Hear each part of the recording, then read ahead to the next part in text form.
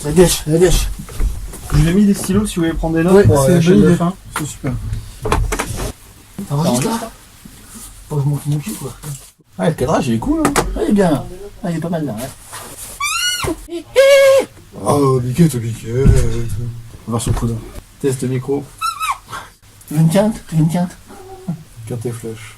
Quinte et flèche. Est-ce que t'es calé en Showa? Pas moi. En quoi? En Showa. En quoi? Ok, très bien. On va laisser parler Romaric. Bon, je vais voir si Adeline m'envoie des textos. Mais... Des sextos. Ah! Moi aussi. J'en ai reçu plein des photos de sa bite, ouais.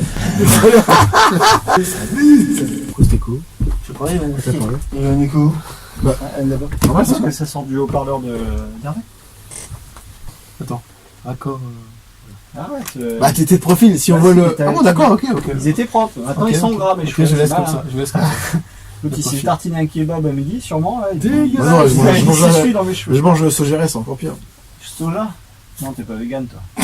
Je les t'aime. Pas assez de mental. T'es vegan. Mais ça fait pas assez grossir. Voilà. Je préfère être gros pour l'hiver. Fat and Furious. J'ai froid. Fat and Furious. On comprend l'accent allemand pour se présenter?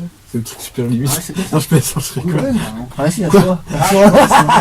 Bonjour, petits enfants! À 20 secondes de gong. Fantastique. Guten Tag. T'es là. Mon plus beau profil. Regarde. C'est travaillé. Hein. C'est l'angle pour la Sinon, tu vas avoir les cheveux coupés. Là. Oh, c'est pas grave. 5 secondes, et ça va attaquer.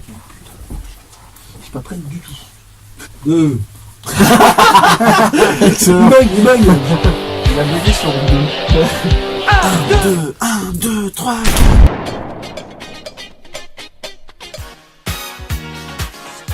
Bonsoir et bienvenue dans Graffiti Cinéma, la première émission du Loiret au monde à parler du 7e art toutes les semaines, l'actu en salle, l'actu pas en salle, l'actu dans les séries et l'actu dans plein d'autres choses. En tout cas, on parle de cinéma dans la bonne ambiance, la joie et la bonne humeur, en compagnie ce soir d'une bande plutôt complète et très éclectique, même si le mot est compliqué à écrire, à commencer par Florian. Bonsoir Florian. Bon, micro pas ouvert, c'est fantastique. Pourtant, il y avait une voix suave, Ouais, c'était ouais. fantastique. Refais ta voix suave. Bonsoir. Ah, c'est mieux. C'était suave. Non, c'est plus naturel tout à l'heure. Voilà, si vous aimez, c'est également une émission qui parle du cinéma, mais en étant suave, hein, il faut le savoir, on a un petit peu le monopole sur ce genre de truc.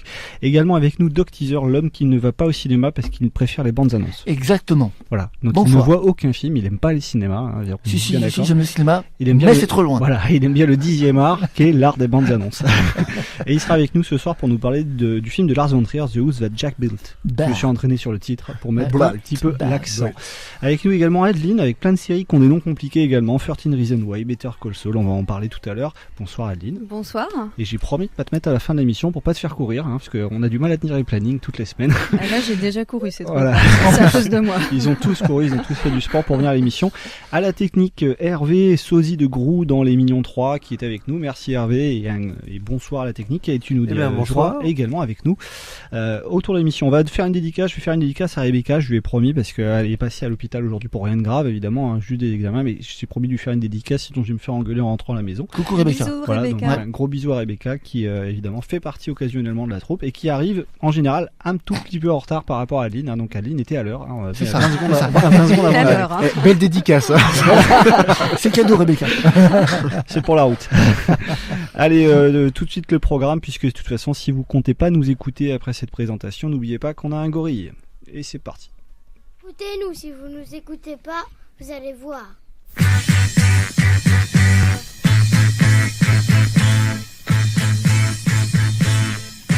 Donc ce soir nous aurons des entretiens des films et des séries, à commencer par les entretiens qui auront la thématique de la Shoah et du cinéma, puisque j'ai eu l'occasion de rencontrer Nathalie Grenon, la directrice du CERCIL, qui nous parlera de la programmation du CERCIL. Je vous rappelle que c'est le centre qui est consacré aux enfants déportés de la Shoah dans le Loiret. On parlera également du pouvoir des images, on fera un parallèle avec les attentats du 13 novembre dont on a commémoré les 3 ans pas plus tard qu'aujourd'hui. Et dans cette première partie de l'émission, on finira cet angle avec un entretien que j'ai enregistré au mois de septembre avec Christian Delage, un historien, qui est spécialiste notamment de la question des images lors des procès des hauts dignitaires nazis, le procès Eichmann et les procès notamment de Nuremberg évidemment, où Göring et tous les autres survivants des dignitaires nazis ont pu être jugés à cette occasion-là. Donc j'ai pu l'occasion d'échanger avec lui. Donc 2 entretiens de 5 minutes dans cette première partie de l'émission. Ensuite on enchaînera avec les séries. Elles reviennent et elles sont très fâchées. Donc Adeline est venue avec tout sa besace de séries, hein, puisque évidemment comme Doc Teaser, elle est trop loin du cinéma et puis en plus elle est très frileuse, donc elle ne va pas non plus au cinéma, hein. C'est une émission de cinéma où les chroniqueurs n'y vont pas. C'est ça. Standard, il voit des petits des bandes de 2 minutes et une qui regarde des séries de 30 épisodes, quoi. Voilà, donc, C'est ça. on est relativement incohérents, mais on est les meilleurs dans ce type de genre. On est peut-être les seuls surtout. Voilà. Bon, alors on en profitera pour rebondir sur Netflix et échanger entre nous. Netflix gratte-t-elle sur le cinéma? Les films Netflix imposent-ils une logique de serial pour toutes les productions, tous les films de studio? Et également, je vous donnerai quelques mots sur un grand film Netflix, Aucun homme ni Dieu, de Jérémy Saulnier. Et on se demandera si Netflix sait enfin produire des films et autre chose que des nanars, évidemment, et évidemment des très bonnes séries, comme Adeline va nous en parler. Doc Teaser, The House That Jack Built. Ah, j'ai perdu mon accent l'espace d'une seconde. Le film de Lars von Trier, hein, qui vient de sortir, et donc Doc Teaser nous donnera envie d'y aller. Le retour de la force des films français, on en parlera rapidement en fin d'émission, dans la dernière partie, avec High Life de la SF arty décomplexée de Claire Denis, et Le Grand Bain. Pourquoi Gilles Lelouch devient-il soudainement un télo? C'est Florian qui nous en parlera. On essaiera de vous donner quelques petits mots sur les films popcorn qui menacent la planète, avec Chair de poule 2 et The Predator, qu'Adeline a subi, hein, puisque quand elle va au cinéma, elle se trompe souvent. Autant sur les séries elle est pointue, mais elle n'a pas du tout le nez creux pour aller au cinéma. Donc elle a vu Chair de poule 2 et The Predator la même journée, je crois, hein, apparemment. Et après, t'es Non, malade. ça va, Les fait pompiers trop. sont passés. Les papiers sont passés. Je vous signale juste que toutes les semaines, on aime bien faire une petite chaîne de fin pour se concurrencer. Cette semaine, il faudra placer un super-héros dans un titre de film français en hommage à Stan Lee. Exemple, Batman et les petits mouchoirs. Ah, il est bien celui-là. Placer un titre de super-héros dans un film français, ce sera notre chaîne de fin avec laquelle on se quittera tout à l'heure. Et on va directement commencer avec quelques questions. Je vous ai préparé quelques petits quiz sur Stan Lee, puisque vous savez que Stan Lee, il a eu le malheur de mourir pas plus tard qu'hier. Et Ouais. Stan Lee était une figure emblématique du monde des comics, les BD américaines. Alors évidemment, à lui tout seul, on pourrait faire 50 émissions, donc on va y songer, c'est très sérieusement. Et il était très prolifique. Exactement. En quelques mots, comment on Il peut était pas présenter... asiatique, hein, malgré Comment on son peut nom. présenter Stan Lee en quelques mots, Florian, pour les non-initiés? Bah, c'est Monsieur Marvel, en fait, hein. C'est Monsieur Comics. Merci Il y a- Florian. Non, mais, Parce qu'en- en tu même veux la temps, résumer, tu vas dire quelques En mots. même temps, j'ai essayé de prendre des notes et je pensais qu'il était parti pour 3 minutes et il me balance c'est Monsieur Marvel. Merci. Bon, c'est vrai que c'est le créateur de nombreux héros dont on parlera tout à l'heure. Alors justement, je voulais vous demander pour un point, est-ce que vous connaissez des héros créés par Stan Lee? Est-ce que vous en avez en tête? Spider-Man, Spider-Man, Ouais. bien vu Doc. C'est ce que Ouais, j'allais dire. effectivement. Il y en a d'autres. Hein. un peu connu. Chez Marvel, il y en a quand même un paquet qui l'a Batman. créé. Tu veux dire Non, créateur Batman, ou... c'est d'ici. C'est moins un, ça. Vraiment créateur ou qui aurait participé? Il a participé, créateur de près ou de loin, mais créateur des personnages. Donc on a Spider-Man Ouais, qui est le plus ouais, célèbre. oui. et qui Et était- avec toute la bande des X-Men aussi, non? il si est je me X-Men, trompe pas, les X-Men, bien vu, Adeline. Il a créé Iron les Wolverine, Man, tout ça. Iron Man aussi, et ouais. notamment encore un pour Adeline. Allez, on m'en donner encore un ou deux là. Il y en a quand même des emblématiques qui ont été adaptés notamment dans l'écurie Marvel que Stan Lee Ouais, a j'ai créé. sur le bout là, donc. Le frelon. Le frelon, plus compliqué, c'est d'ici ça il me semble encore de mémoire. Alors, bon, Non, non, peut-être- c'est pas d'ici. on en a un avec un gros marteau. Hein. Ouais, Thor. Thor, bien vu Flo. Et un petit C'est pas celui-là que je dernier, cherche. Doctor Strange. c'est Ah ouais, Doctor ouais, Strange, ouais, et il y en c'est a un ça. qui est très énervé. Hulk. Hulk, évidemment, Doc Teaser dégaine bien, vous êtes quasiment tous égalité, sauf Hervé. Tu peux jouer Hervé, il n'y a pas de problème. Allez, je continue puisqu'on va faire quelques questions avec Stan Lee. Quelle est la particularité de certains de ces personnages à Stan Lee? Ils ont une particularité assez bizarre qui est souvent utilisée dans le monde du comics, pas seulement chez Stan Lee, mais les noms de ces personnages, ils avaient une petite particularité. Souvent. Alors si je vous dis Bruce Banner ou Peter Parker par exemple.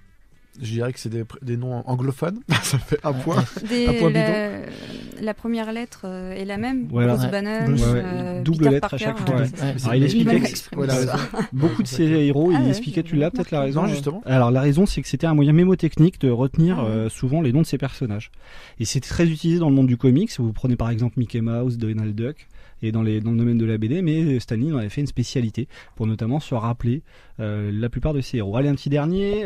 Pourquoi il choisit d'ailleurs ce pseudo Stan Lee, puisque c'est pas vraiment son vrai nom? Enfin, par rapport à Bruce Lee. Non. Ça aurait déjà fait la blague presque. Surtout que il commence vraiment à faire des comics dans les années 40. Moi aussi, Ouais. je suis à peu près sûr qu'il est pas né. Parce que Stan Lee est mort à l'âge canonique de 95 ans, hein, quand même. C'est ce que je me souhaite également. Alors Stan Lee, pourquoi il se choisit un pseudo pour travailler dans le monde du comics dans les années 40? Aucune idée. Parce qu'à l'époque, le comics...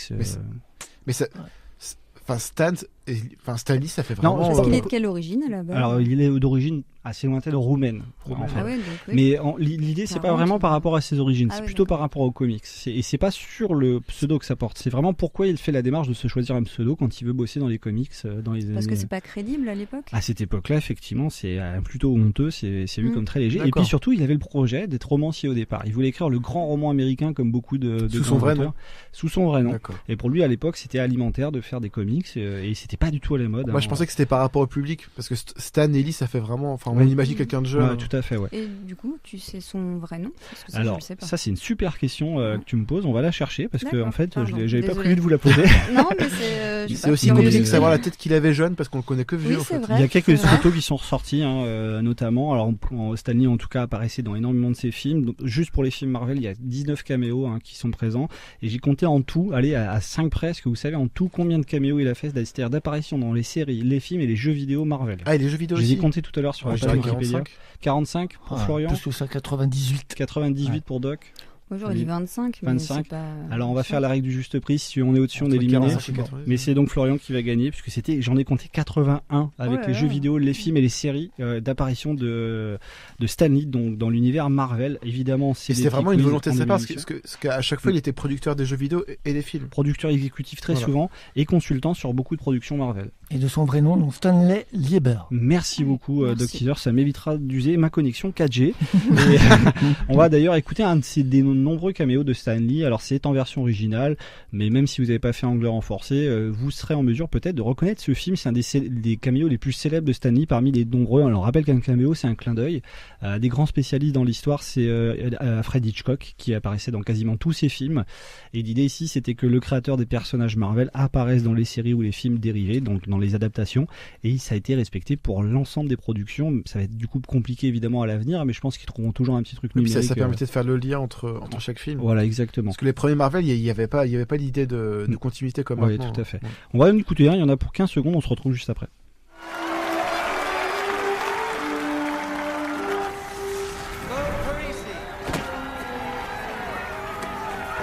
Peter Parker. I think I know that guy. Peter Parker. I Think I Know That Guy, effectivement, c'est dans Amazing Spider-Man 2 et on voit directement Stan Lee qui regarde Spider-Man. Je pense que je connais ce gars. A priori, c'est plutôt sympa. C'est un des clins d'œil les plus marrants dans l'univers Marvel où on voit Stan Lee justement être confronté à un de ses personnages. D'ailleurs, pour la psychologie, avec son psy, il devait avoir des sacrés trucs à raconter parce que c'est un petit peu bizarre en tant que démiurge d'être devant ses propres créatures. Voilà, bah écoutez, on va directement pouvoir lancer. On continuera à faire des quiz pendant toute l'émission adaptée de Stan Lee. Je vous rappelle la chaîne de fin, placer un super-héros dans un titre de film français. Tout de suite, un premier entretien, puisque notre thème de la semaine, notre question de la semaine, c'est la Shoah et le cinéma. On va écouter un premier entretien avec Nathalie Grenon qui m'a accordé donc 5 minutes d'entretien pas plus tard qu'hier pour parler notamment de la programmation du CERCIL qui va recevoir un cinéaste mercredi 20 novembre, Franck Cassinti, autour de la thématique de la Shoah. On s'écoute ça, on se retrouve dans 5 minutes.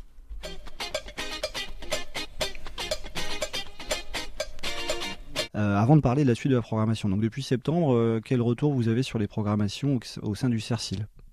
Alors, vous savez qu'on a les mardis du CERCIL qui sont une sorte d'université populaire, on peut les appeler comme cela. Donc, tous les mardis soirs à 18h, nous proposons une grande diversité on va dire, de médiation, c'est-à-dire des rencontres avec des historiens, des témoins. Ça peut être aussi du théâtre ou des concerts. Et là, en l'occurrence, un des fils conducteurs du CERCIL depuis 2005, c'est la projection de documentaires. Alors, pourquoi nous en avions fait un fil conducteur ? Parce que il y a une production française de grande qualité sur les documentaires, les films de documentaires, mais il n'y a pas forcément beaucoup d'endroits où on peut voir ces films, même si, il faut le dire, grâce à Arte, la 5, il y a aujourd'hui plus de possibilités d'avoir accès, et puis au replay, d'avoir accès donc à ces documentaires. Mais nous, ce qui nous intéresse, c'est de faire venir de présenter des documentaires qui n'ont pas forcément été montrés largement, ou alors sur des chaînes payantes. Et en l'occurrence, dans quelques jours, nous rendons un hommage à un réalisateur, Franck Cassanti, sur deux films, dont un qui n'a quasiment jamais été vu par le public. Alors c'est vrai que Franck Cassanti, pour les cinéphiles, il a notamment réalisé l'affiche rouge sur des grandes affaires historiques, notamment les groupes de résistants qui étaient dans l'ombre pendant l'occupation allemande. Et ici vous programmez, donc c'est mardi prochain, mardi 20 novembre, J'avais 15 ans de Franck Cassanti et La Voix des Ancêtres, et les deux évidemment on signale qui sont en présence du réalisateur, donc il vient pour l'occasion présenter ces deux films qui retracent des parcours donc notamment de personnages, de personnes qui ont vécu évidemment l'occupation et la Seconde Guerre mondiale, avec évidemment tout ce qui en découle. Oui, alors effectivement, André Kirchen, qui est l'objet de son premier film, qui s'appelle Mourir à 15 ans, est un personnage qui a un parcours très singulier. Ce qui nous intéresse beaucoup ici au CERCIL Musée Mémorial, c'est aussi la question de l'engagement. Que fait-on face à l'injustice ? Comment on doit réagir quand on n'est pas d'accord avec une mesure que l'on va considérer comme illégitime ? Et là, en l'occurrence, évidemment, André Kirchen va aller jusqu'au bout de ses idées, puisqu'il va tirer sous un sous-officier allemand. Alors, aussi curieux que cela puisse paraître, et surtout, quand on connaît, vous avez cité l'affiche rouge du même réalisateur, André Kirchen est juif, communiste, donc il aurait dû être passé par les armes, mais il a 15 ans. Et peut-être que ça va jouer dans la décision du tribunal, mais en même temps, voilà, c'est une figure de l'engagement sur lequel on avait envie de travailler, et visionner ce film en présence de Cassanti, qui a donc rencontré très longuement André Kirchen, puisque de fait, il n'a pas été fusillé, donc de fait, il est décédé plutôt âgé. Eh bien, c'est aussi Cassanti devient le témoin du témoin. Voilà. Et c'est vraiment ce qui nous intéressait aussi par rapport à ce film. C'est deux choses. La trajectoire d'André Kirchen, à 15 ans, tiré sous un sous-officier allemand, et en même temps, ce qu'un réalisateur fait de cette histoire aujourd'hui. Alors donc en présence du réalisateur, mardi 20 novembre à 18h au CERCIL. Et d'une manière plus générale, dernière question, je voulais vous demander comment vous pouvez construire, alors vous nous en avez parlé, c'est les films en général qui sont moins exposés, mais comment on peut construire une programmation en fonction des impairs ou des impératifs au CERCIL quand on doit sélectionner des films documentaires ? C'est une alchimie.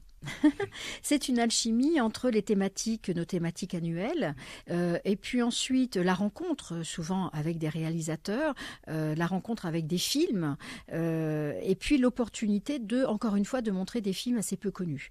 On travaille beaucoup en réseau aussi, donc avec des partenaires, donc il faut aussi que nous donnions envie à nos partenaires. Donc on va aussi choisir des films réalisés par des femmes. Depuis toujours, pas seulement depuis MeToo, le CERCIL, le Musée Mémorial, essaie de mettre en avant des réalisatrices. Pas parce que ce sont des femmes, mais parce que ce sont d'excellents films. C'est la base, et c'est pour ça que ça doit être mis en avant. Écoutez, on va vous remercier, puisque déjà, donc mardi 20 novembre, on rappelle une dernière fois, 18h en présence de Franck Cassanti, J'avais 15 ans, et La Voix des Ancêtres, donc deux documentaires de 50, un tout petit peu plus de 50 minutes, donc ça fait une très belle soirée pour le cinéma documentaire, et puis évidemment d'autres projections dans le courant de l'année pour le prochain trimestre de la saison, donc on ne manquera pas de revenir vous voir. Merci d'avoir accepté notre invitation. Merci à vous. Et on est donc de retour dans les studios. Vous écoutez Graffiti Cinéma sur RCF Loiret. Donc c'est un entretien avec Nathalie Grenon. Vous avez entendu la programmation. C'est la semaine prochaine, et c'est très intéressant de rencontrer des cinéastes, même si les noms forcément sont moins connus, puisque l'objectif, vous l'avez entendu, c'est de mettre en avant des films qui n'ont pas forcément eu une exposition. Puis il y a également le rôle pédagogique du cinéma, c'est-à-dire ici en tant que citoyen, on va essayer d'interpeller directement les plus jeunes et l'ensemble des personnes qui assistent à ces projections, pour les questionner notamment sur les thèmes de l'engagement, avec cet hommage à Franck Cassanti au CERCIL. Vous avez noté l'horaire, hein, c'est bon, vous l'avez ? Je suis en train de noter. Mardi 20 novembre, à quelle heure ? Bien sûr. À 18h. Mardi 20 novembre à 18h au CERCIL, en présence de Franck Cassanti, donc un grand cinéaste français méconnu, mais qui vaut le détour. et ça sera compliqué pour nous d'y aller, puisque évidemment, vous avez compris qu'on a des impairs le mardi, on est relativement pris en général. Mais en tout cas, ça nous permet de parler de cinéma. Alors le deuxième angle de ce dossier, on va dire, sur la Shoah et le cinéma, c'est un entretien que j'ai enregistré avec Christian Delage qui concerne notamment la mise en scène et la façon de filmer les procès des grands dignitaires nazis, donc que ce soit le procès Eichmann ou les procès de Nuremberg. Alors j'ai eu un entretien de 4 minutes environ avec lui que vous allez l'entendre juste après, mais je voulais d'abord vous interpeller sur le pouvoir de l'image, puisque évidemment c'est ça directement qui interpelle, c'est que directement des grands cinéastes comme Judd Ford, on les a consultés pour mettre en scène et pour construire la scénographie de ces procès des hauts dignitaires, comme va vous présenter Christian Delage dans cet entretien. Mais moi je voulais vous questionner, puisque justement on commémore les 13 novembre, est-ce que vous pensez pour le coup qu'il y a des événements, ou par exemple pour le 13 novembre en particulier, est-ce que ces événements à un moment donné vont réussir à être filmés autrement que par le cinéma documentaire, comme l'a déjà fait Netflix par exemple? Est-ce que vous pensez qu'un film de fiction peut parfois ne pas être assez approprié pour retranscrire certains événements? Parce que la question s'est posée pour la Shoah. Est-ce qu'on devait faire du film de fiction? Est-ce que c'était adéquat? Ou est-ce qu'il n'y avait que le documentaire qui pouvait retranscrire ça? Est-ce que vous avez un avis sur la question, Adeline? Pour la fiction, le problème, c'est qu'on se demande ce qui est de l'ordre de la réalité ou pas. Je pense à un documentaire, enfin pas un documentaire, justement un film que j'ai vu récemment c'était sur Jacqueline Sauvage. Alors ça n'a pas de lien, mais justement, je connaissais pas l'histoire, je l'ai découverte comme ça. Et après, il y a toujours ce côté, est-ce que c'est vrai ou pas? Au moins avec le documentaire, on peut se faire sa véritable opinion. Et c'est plus neutre. Voilà, c'est ça, tout à fait. Le côté objectif. Ouais. On sent plus d'objectivité avec le documentaire. C'est-à-dire qu'on aurait naturellement, on pourrait ressortir une sorte de frein quand on voit des œuvres de fiction, c'est-à-dire savoir s'il y a une interprétation des faits. C'est ça. Okay. Dans le mot fiction, il y a fictif. Hein, donc il y a un moment de flou. Ouais, tout à fait. Après, moi, je suis pas complètement d'accord parce qu'en documentaire, il y a quand même. Non, mais on retrouve tout de même il y a tout de même l'approche et tout de même la patte du réalisateur. Oui, mais elle est beaucoup plus neutre. Elle est orientée, elle est ciblée. Orientée, exactement, c'est ça. Voilà, mais c'est un ton plus neutre. Contrairement à la fiction où on sent tout de suite un regard complètement différent. Et donc là, vous pensez par exemple qu'il faut... Ça dépend, si on parle de documentaire cinéma... Mais est-ce que vous pensez qu'il y a une période de latence, comme on a l'habitude de le faire en France, sur certains événements, à l'image des attentats de Paris, à savoir qu'aux États-Unis, par exemple, dans la culture anglo-saxonne, ils sont totalement opposés à ça. Ils battent le fer tant qu'il est chaud, et très rapidement, on a des films de fiction, comme par exemple, on l'avait vu sur le Vietnam, où ils avaient très très rapidement, des années 70, évoqué le thème, alors que la France a mis beaucoup de temps à diffuser et à produire beaucoup de films sur la guerre d'Algérie. Est-ce que vous pensez pour le 13 novembre, pour le coup, des films français de fiction vont apparaître, puisque Netflix a produit une série documentaire, un Fluctuat Nec Pergitur, qu'on peut voir sur leur plateforme, en 4 épisodes de mémoire sur les attentats de Paris, qui est vraiment très puissante pour le coup. Mais il n'y a pas vraiment de projet. Il y a Paris est une fête qui a été lancée au mois de janvier comme une réponse aux attentats de Paris, mais qui n'est pas une évocation directe de ces événements. Florian? Non, mais je me trompe peut-être, mais j'ai l'impression qu'en France, s'il n'y a pas un grand nom qui est derrière le documentaire, le public se déplace pas si c'est pas un de pardon. Oui, je suis pas sûr que le sujet intéresse plus que le. Ah oui, ok, je vois. Que l'auteur. En France, en tout cas, en termes de sortie. Donc, du coup, je pense que les producteurs sont assez frileux. Mais il y a. Tu parlais tu disais que les Américains allaient assez vite pour produire des fictions. En général. Mais aussi des documentaires, parce qu'il y a moins de problèmes d'autorisation qu'en France. Par exemple, tu parlais de procès, pour filmer un procès en France, mais c'est une telle galère administrative. Y compris de pardon, qui a mis beaucoup qui a profité de ses contacts pour pouvoir filmer 10e chambre instant d'audience. Et même après la sortie, il avait pas mal de problèmes. Mais effectivement, alors qu'aux États-Unis, alors là, vraiment, c'est cadeau, quoi. C'est ouvert. Puis peut-être le côté pudique et non voyeuriste, comme on pourrait avoir aux États-Unis, où ils ont tendance aussi même à faire des procès pour un oui, pour un non, pour tout et n'importe quoi. Peut-être qu'il y a ce côté-là aussi en France. Ouais, d'accord. Non, mais c'est bien d'échanger sur la question, parce que c'est vrai que là, je vous ai pris un peu à brûle pour point avec ce débat qui est quasiment une racine, un pilier du cinéma moderne et contemporain, puisque Christian Delage, qui est donc spécialiste de la question, a eu l'occasion en tant qu'historien d'écrire beaucoup d'ouvrages. Donc il y a notamment 2 ouvrages de Christian Delage que je vous conseille vivement si vous êtes interpellé par le pouvoir des images et le sens historique des images. Il y en a un qui est très célèbre, qui est L'historien et le film, qu'il a coécrit, et un deuxième que j'ai avec moi, que du coup j'ai acheté au CERCIL, qui a une super bibliothèque au passage, si vous voulez acheter des bouquins sur la période, c'est vraiment la plus pointue. Christian Delage, La vérité par l'image, de Nuremberg au procès Milosevic, c'est un de ses derniers bouquins où il interpelle la mise en scène de ces grands procès. Oui, pardon, je suis lancée, donc je Non, je t'en prie. Je pense aussi qu'on a besoin de voir les documentaires comme ça, filmer réellement, notamment pour les plus jeunes, qui, je pensais au témoignage des poilus, ou d'autres, enfin toutes les personnes qui ont connu les guerres, et ça se perd. Avant, nous, on a eu cet honneur d'avoir des témoignages de ces personnes, et malheureusement, je sais plus combien, enfin tu le sauras mieux que moi, est-ce qu'il reste encore des personnes pour témoigner? Nous, le dernier en France, c'était Lazare Ponticelli. C'était en 2007 de mémoire, je crois qu'il est mort.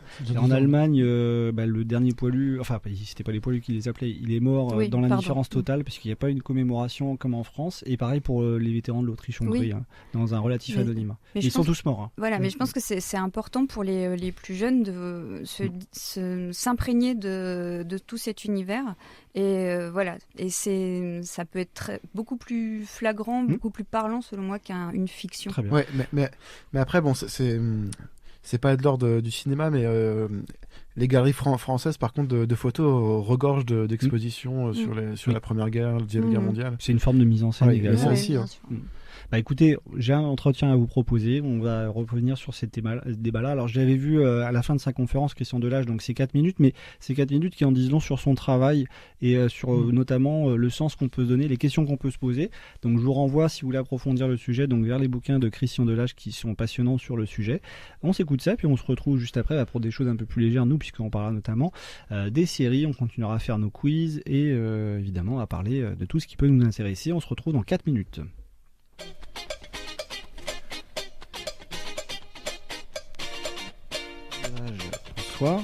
Bonsoir. Vous venez, au moment où nous enregistrons, de faire une conférence sur la par l'image et la façon de filmer les procès des responsables des massacres de masse. Comment on peut résumer en quelques mots, même si c'est pas forcément facile, les défis qui se sont posés à l'image pendant ces grands procès, suite à la Seconde Guerre mondiale, évidemment, à tous ces millions de morts? Alors, c'est vrai qu'en fait, à la fois l'image comme preuve dans une enceinte judiciaire, d'une part, et le filmage du procès sont deux choses qui coexistent toujours, mais qui sont deux choses de nature différente, puisque l'image comme preuve, au fond, c'est faire entrer dans la salle du tribunal des traces visuelles des crimes qui sont jugés, tandis que le filmage du procès permet aux générations d'après de pouvoir savoir ce qui s'est passé pendant ce procès. Et évidemment, enregistrant de manière audiovisuelle les audiences, on peut voir aussi ces moments où les images ont été montrées comme preuve. Alors il y a évidemment qui peut surprendre quand on évoque les sévices de la Seconde Guerre mondiale, mais il y a l'idée pour le témoignage et pour la postérité de mise en scène qui commence à apparaître. Comment cette question commence petit à petit à devenir vraiment fondamentale pour tous ceux qui cherchent à faire du cinéma patrimonial, évidemment à témoigner pour l'histoire? Comment la mise en scène vient s'intégrer dans le dispositif de mémoire ici? Alors, la mise en scène intervient de deux manières. La première, c'est que le plus souvent, les images qui sont montrées comme preuve proviennent en fait de sources qui sont, par exemple, les sources américaines pour le procès de Nuremberg. Et donc, les opérateurs avaient un cahier des charges qui leur donnait des consignes extrêmement précises pour à la fois la manière de prendre ces images et la manière surtout d'en rendre compte, de telle sorte qu'elles ne soient pas contestables. Alors ensuite, quand on est dans l'intérieur du procès, on a déjà affaire à ce qu'on appelle une scénographie judiciaire. C'est-à-dire que le procès est construit selon une certaine mise en scène. Ça n'a aucun caractère péjoratif, c'est juste que, évidemment, il y a la dimension symbolique, le juge qui domine, le rapport entre l'espace judiciaire qui est très souvent clos et l'espace où se trouve le public. Et donc le caractère solennel, le caractère fermé, clos, des audiences va être bouleversé par l'intrusion des images. Alors, et puis dernière question, comment on peut mesurer l'impact de ces grands procès, de cette scénographie sur l'ensemble du cinéma et sur l'ensemble de l'art? Alors c'est une question très vaste, mais déjà dans l'aspect du cinéma documentaire et puis éventuellement du cinéma de fiction, comment on peut mesurer cet impact monumental de ces grands procès, Eichmann et les procès de Nuremberg? Alors ce qu'il faut rappeler, c'est que le premier procès donc, qui a été filmé, le procès de Nuremberg, est filmé à l'initiative de deux réalisateurs, John Ford et George Stevens, qui ont mis leur talent leur implication dans cette opération. Et si on remonte encore un petit peu dans les années 30, le premier réalisateur qui a mis en scène la présentation d'une image comme preuve, c'est Fritz Lang dans le film Fury, 1936. Donc, le cinéma va influencer l'instance judiciaire, laquelle, une fois qu'elle-même génère ces modes de filmage et de présentation comme preuve, va influencer à son tour un certain nombre de cinéastes, soit qui ont retravaillé sur les images des procès. Ça s'est passé pour le procès Eichmann, pour le procès Barbie, il y a eu aussi tout un DVD qui a été fait, ou bien tout simplement moi-même, quand j'ai fait mon film sur le procès de Nuremberg, j'ai évidemment bénéficié du fait qu'il avait été filmé et j'ai essayé à mon tour de le rendre actuel à travers cette part audiovisuelle. Puis c'est évidemment des échanges perpétuels entre générations et entre styles de cinéma qui ne font que contribuer évidemment à la culture internationale et au travail de mémoire. Un grand merci en tout cas de nous avoir accordé cet entretien à l'occasion de votre passage à Orléans, et puis on aura l'occasion de rebondir dessus dans le reste de la saison. Merci beaucoup. Alors avec mes petites excuses pour les sons que vous entendez, là je viens de faire tomber mon stylo, et puis également puisque vous avez entendu du souffle pendant l'entretien que j'ai monté avec Christian Delage, parce qu'évidemment la qualité de l'enregistrement... Ah, je pensais que vous le faisiez en courant. Oui, on a essayé, mais... C'était en Beauce? Non, on était dans un bureau, ça a été enregistré en cadre du CERCIL. D'ailleurs, je remercie toutes les équipes du CERCIL qui m'ont permis d'enregistrer ces 2 entretiens.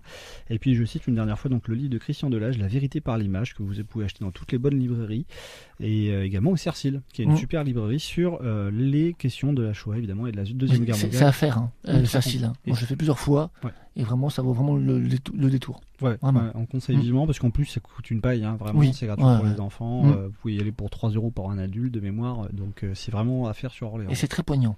L'intérieur est très... on rappelle que c'est le centre d'études régionales des camps d'internement du Loiret. Voilà. Ça. Et ça se situe? Alors c'est juste à côté de notre radio, c'est juste derrière la cathédrale pour les Orléanais, donc en face du collège Saint-Vendarc, pardon. Voilà, exactement. Et donc c'est dans cette petite rue là dont j'ai perdu le nom, mais vous visez la cathédrale Orléans, vous carrez à côté, et le CERCIL est juste derrière en fait, la cathédrale orléanaise, la cathédrale qui porte le nom de...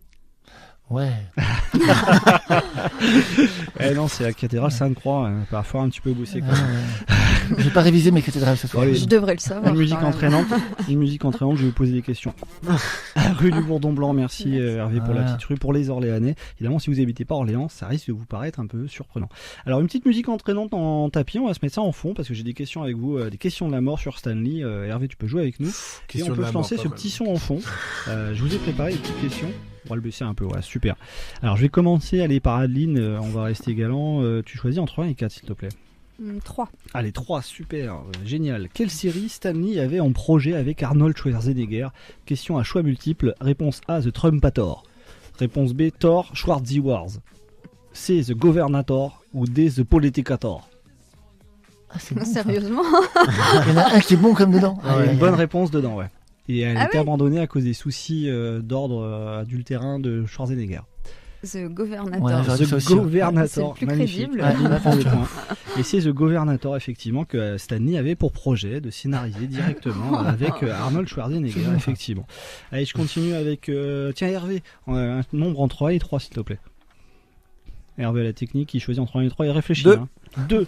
Magnifique. Et tu auras donc la question 2. Quelle critique les scénaristes collaborateurs de Stan Lee lui faisaient souvent?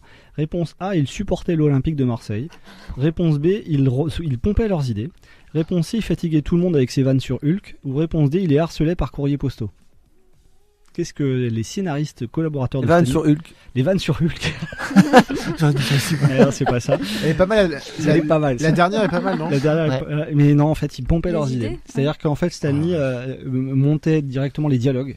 Il les laissait construire des parties, des arcs narratifs des histoires. Et il s'attribuait sur son nom la plupart des scripts. Ils n'étaient pas considérés comme scénaristes assistants, si vous voulez, ce qui aurait été au moins la moindre des choses. Et souvent, c'était fait notamment par David Kirby, qui était un des très grands scénaristes qui a travaillé avec Stan Lee. Je continue à aller, Florian, une question. Non, pardon, Doc Teaser, entre 1 et 2, s'il te plaît. Le 1. Le 1. Comment se surnommait lui-même Stan Lee? Réponse A, Stanley Kubrick. Réponse B, Arnold Schwarzenegger. Réponse C, Stan the Man. Ou réponse D, Stan Wawrinka. J'aime bien le tennis, mais je dirais la C. Stan the Man, effectivement, Man. c'était le surnom qui s'était auto-attribué. C'était la question facile pour Doc Teaser, il a eu du bol. Donc au tirage, Talent. vraiment... Il était un petit peu mégalo. Hein, quand Ouais, même. ouais, Oui, Stan c'est vrai the que- Man. Côté. Stan the Man. Il reste la 4, c'est ça? Ah, il reste la 4. C'est Que plus dur. faisait Stanley pendant la guerre? Attends, j'ai pas entendu ce Que faisait Stanley pendant la guerre? Réponse A, rien. Réponse B, il était du côté allemand, il défendait Berlin. Réponse C, il dessinait des posters contre la syphilis. Ou réponse D, il dessinait Hitler dans des productions Disney. Ah, Que faisait Stanley pendant la guerre? t'as la plus facile. C'est la question dure. Vachement dur. Les affiches? Les affiches, Oui. les posters contre la syphilis, effectivement. C'est un des 9 seuls appelés américains pendant la guerre. Je l'ai lu tout à l'heure en préparant l'émission. C'est une belle Qui- promo. Hein. Non, mais il a été appelé pendant la guerre comme auteur Ouais. dramatique. En fait, Oh, c'est bon, ça. un peu comme on voit dans notamment Full Metal Jacket, où il y en a qui travaillent de journalistes et qui sont appelés sous les drapeaux en tant que journaliste. Lui, il a été appelé en tant qu'auteur dramatique. Et donc, il a fait des posters contre la syphilis pendant la guerre, figurez-vous. Donc, c'est plutôt intéressant. Il n'a pas combattu du côté allemand, évidemment. Tout de suite, on écoute des mignons. On fait un petit point sur les scores pour voir qui est en tête. Il y aura une vie en plus. C'est Adeline qui est en tête pour notre chaîne de fin tout à l'heure. On vous rappelle qu'il faudra placer un super-héros, quel qu'il soit, dans un titre de film français. On écoute les mignons. On va passer aux séries juste après.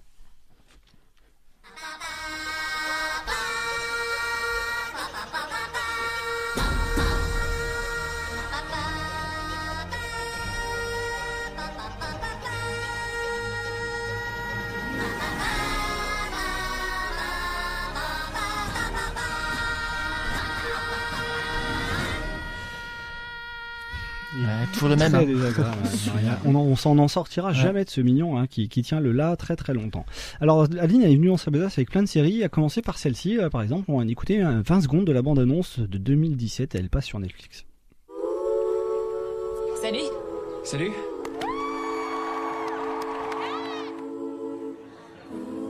Anna, je te ferai jamais de mal. Ni maintenant, ni jamais. Pourquoi est-ce que tu m'as pas dit ça quand j'étais vivante? Mon mari Bon, et je moi, pense qu'on a un petit peu planté le sujet. Hein. Pourquoi tu m'as pas dit ça quand est-ce que j'ai été vivante? C'est bien. Cette phrase est assez bizarre. Bah, je crois qu'on a vraiment trouvé la thématique de l'émission. Là, Oui, sur effectivement. les camps de concentration, Stanley et la série. Stanley. Stanley. Stanley. Ouais, Stanley.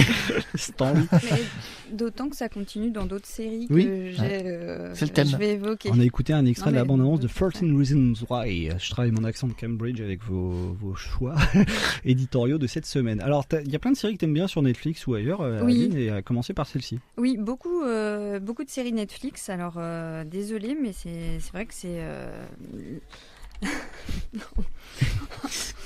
C'était quoi ça?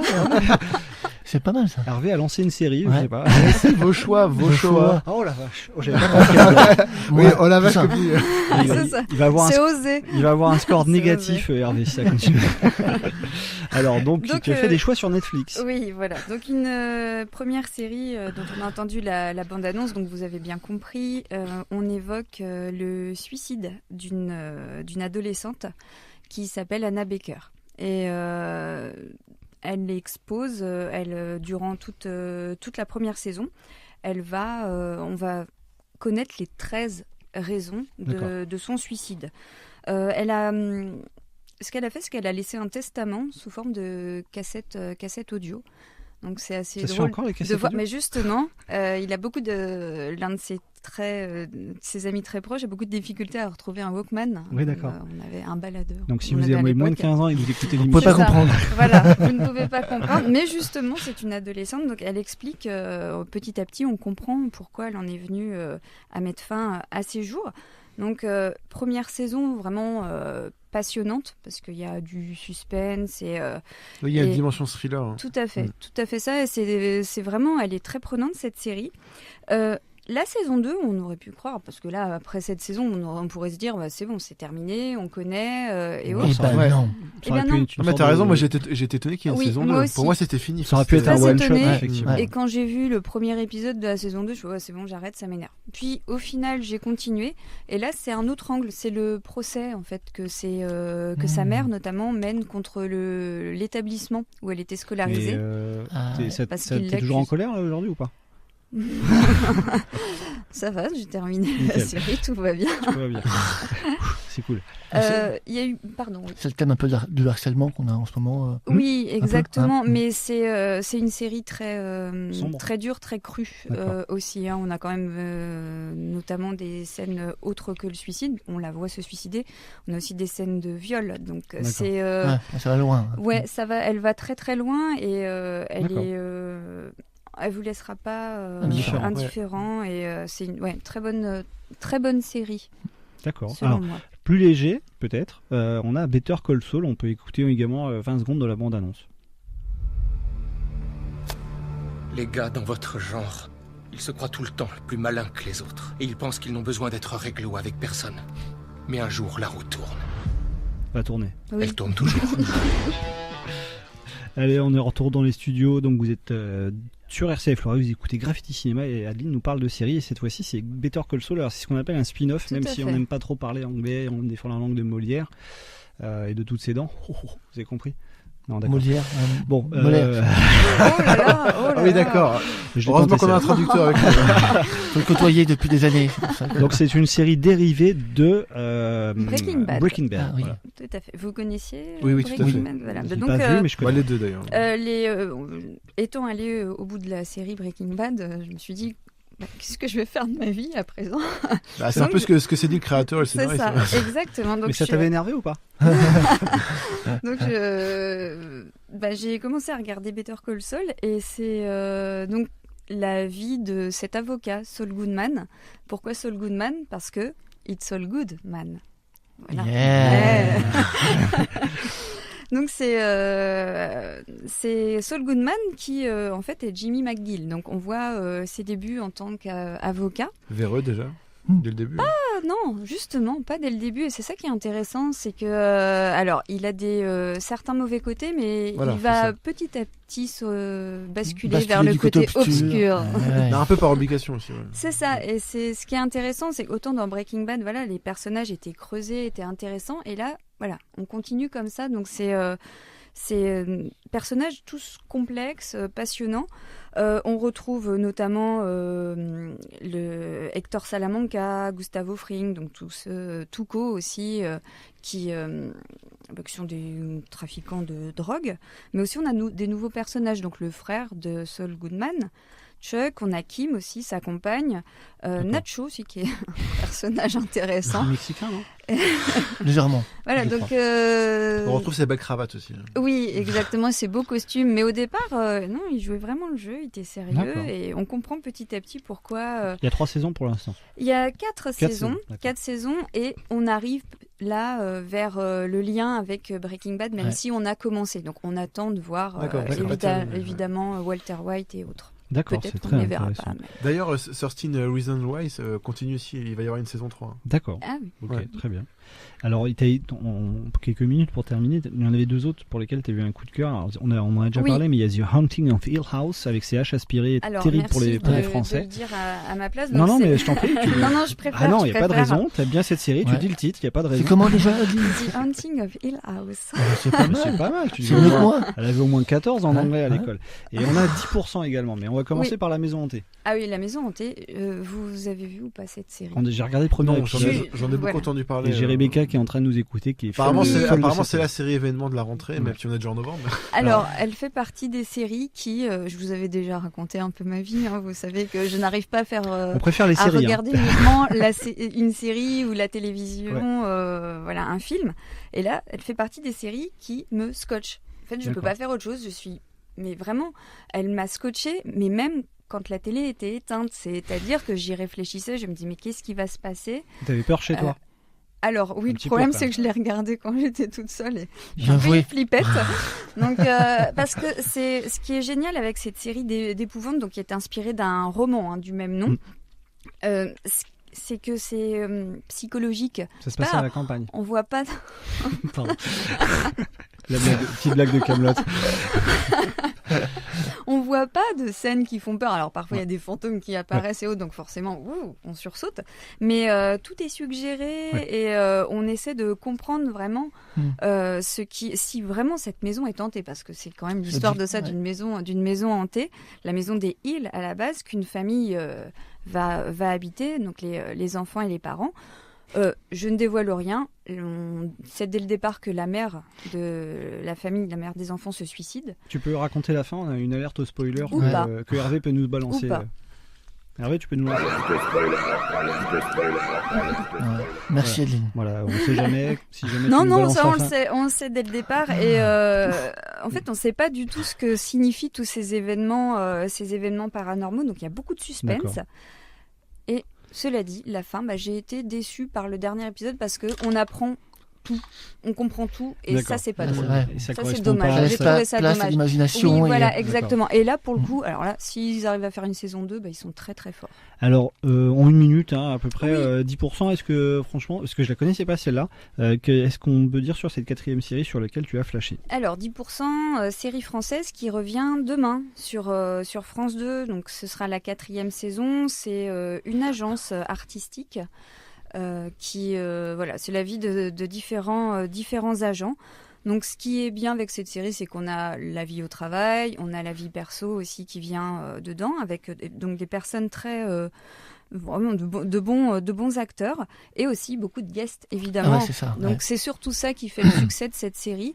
Donc une série en 2 mots très rafraîchissante. Ça m'a l'air bien fun. Moi, elle est très bien. Donc j'ai un cobaye qui a commencé à la regarder depuis ce week-end. D'accord. Bisous mon chéri. Et merci. Voilà. Pardon. Et il a tout de suite accroché et je l'ai jamais entendu rire comme ça devant certains films et devant cette série. Il est mais vraiment mort de rire. Par contre, moi je trouve que c'est normal que tu sois pas la seule à lui faire des bisous. Je trouve que c'est inégalitaire. Donc bisous mon chéri. Parce qu'après il y a pas de jalousie. C'est comme ça, c'est équitable. Alors j'ai une petite info qui est tombée aujourd'hui sur la série. La créatrice, son famille c'est Herrero, mais je sais plus son prénom. Daniel. J'ai vu écrire. Ah oui, Fanny. Voilà. Pour elle, c'est sa dernière saison. C'est la créatrice et la scénariste, et elle arrête, elle passe le relais, le flambeau. Le flambeau. D'accord. À d'autres scénaristes. Très bien. Écoutez, en tout cas, ça donne envie. C'est un beau patchwork entre des fantômes et puis Netflix et les séries françaises. Ça donne envie. Ouais. Et donc, c'était mon Sérirama. Sérirama, fantastique. Ça donne envie d'avoir un jingle aussi sympa que celui de Dog Teaser qu'on écoute tout de suite. Teaser, Dr. Teaser. C'est magnifique. Scene 1, Apple, take 1. C'est super attrayant. L'homme qui ne va jamais au cinéma a encore regardé une bande-annonce. On en écoute un petit morceau, puis après, il nous donne envie d'aller le voir en salle. Your house is a fine little house, Jack. Are you allowed to speak along the way? I was thinking there might be rules. Let me put it this way. Very few make it all the way without uttering a word. Alors on va revenir parce qu'effectivement c'est de l'anglais relativement austère, j'ai pas eu la bande-annonce en français.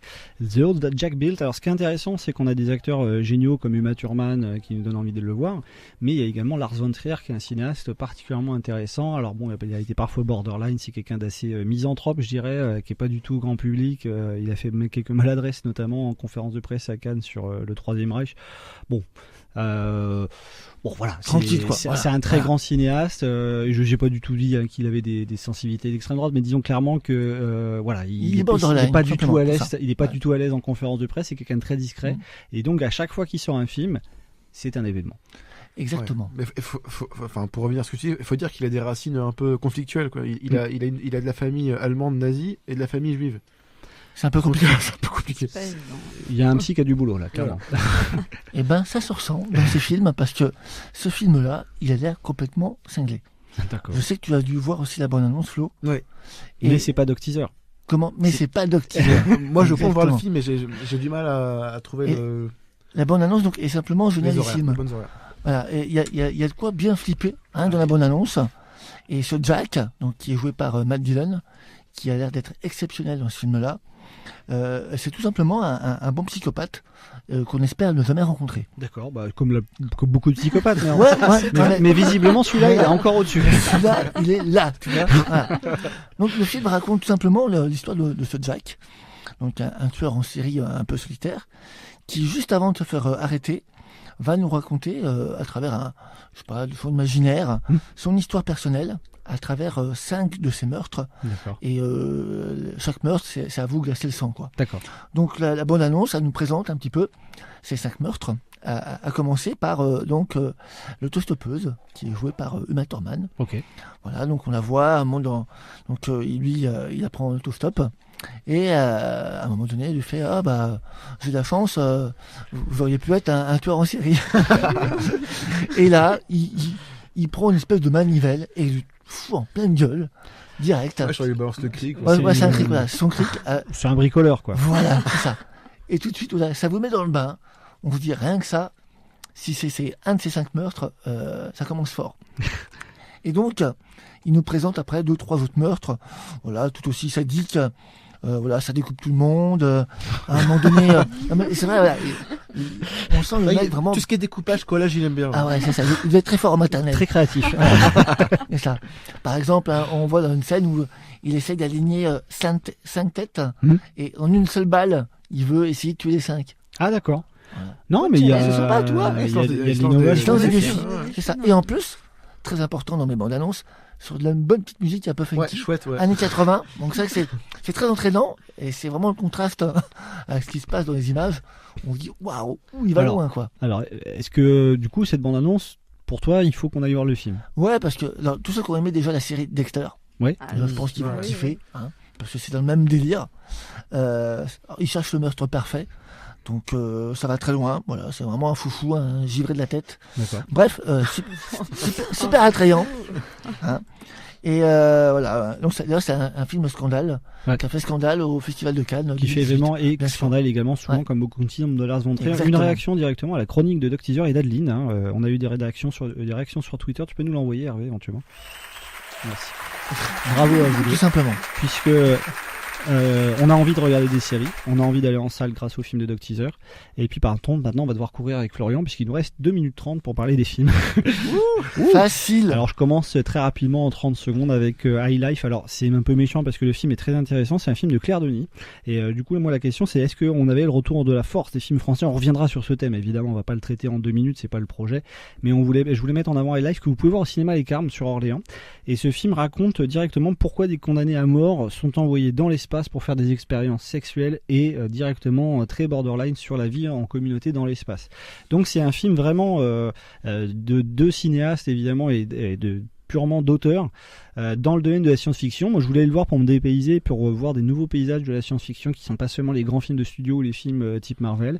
J'en ai eu pour mon argent et j'étais très content du résultat. C'est vraiment un film très intéressant. On voit également Juliette Binoche et Robert Pattinson qui fait vraiment des choix très intéressants dans sa filmographie, qui se construit une belle filmographie. En tout cas, Claire Denis est d'une des cinéastes, si elle n'était pas française, serait pareil, les plus intéressantes qui soient en ce moment à regarder. Donc je vous conseille vivement High Life au cinéma Les Carmes. Florian, t'as vu Le Grand Bain également? Oui, je vais faire plus et moins, quoi. Allez, voilà. Plus et moins, on a 1 minute. Voilà. Alors on va dire douche. Alors, dans les douches chaudes, je trouve qu'il y a une belle idée de mise en scène et de scénario. C'est le fait qu'en fait les personnages, en fait, ils essayent de remplir le vide de leur vie. D'accord. En la remplissant avec de l'eau. Ça j'aime bien l'idée. En fait, ils essayent de penser leur bleu, de soigner leur blues dans le bleu de l'eau. C'est beau. Mais c'est trop beau. Alors il y a un casting, un casting incroyable. Ouais, c'est vrai qu'il y a mis du surcasting sur la bande-annonce. En fait, les 10 premières minutes du film vendent un film sur un seul personnage. Ouais. Celui d'Almaric. D'accord. Mais au final, le film, il prend vraiment le contour d'un... C'est Amalric. Amalric, pardon. T'as inventé un personnage. J'ai parlé vite, j'ai que 2 minutes. mais en fait, le film, il prend vraiment les contours d'un film choral. Là où il y a une petite douche froide, c'est que en fait, le film est vraiment concentré sur les personnages dont les acteurs sont les plus connus. Et ça, je trouve ça dommage. Boulevard, par exemple. Ouais, par exemple. Parce qu'en fait, il y a 2 acteurs qui sont peu connus. En fait, ils sont vraiment là pour faire les gimmicks comiques et je trouve ça dommage. D'accord. Pour ça. Bon, alors, et après, dernière chose, il y a cette manie des comédies françaises à toujours montrer des personnages qui fument des joints. Ouais. Et je parle pas ceux de la piscine. Hein. Donc ça me gêne. Non, c'est vrai. Non, mais ça me dérange aussi, c'est ce systématisme. D'accord. Alors bon, j'étais un peu pressé et je m'en excuse parce que c'est vrai que en a parlé beaucoup. Mettre une petite note avant. Et la petite note 8 moules bits sur 10. 8 moules bits sur 10. Quand il y a 8 moules bits sur 10, on doit s'incliner forcément. Je prends 15 secondes pour vous conseiller le film de Jérémy Saunier qui avait fait Green Room et Blue Ruin, qui passe sur la plateforme Netflix également, et qui est le premier vrai grand film produit par Netflix et qui passe sur sa plateforme, un pur film de mise en scène, un film vraiment fabuleux qui s'appelle Aucun homme ni Dieu. Si vous avez aimé ces films et si vous voulez découvrir un univers vraiment, encore une fois, de films d'auteur à la lisière du cinéma de genre, on vous le conseille vivement, avec avertissement quand même, il y a des scènes assez violentes. On va prendre, une petite minute pour la chaîne de fin. Placer un super-héros dans un titre de film français. Hervé, tu peux nous mettre une bande-son d'horreur en fond pour qu'on se fasse peur pendant 1 minute. Allez, c'est parti, Florian. Alors, Batman et Robin des Bois. Alors, allez, on enchaîne. Le fabuleux destin de Captain America. Adeline. Adeline, père.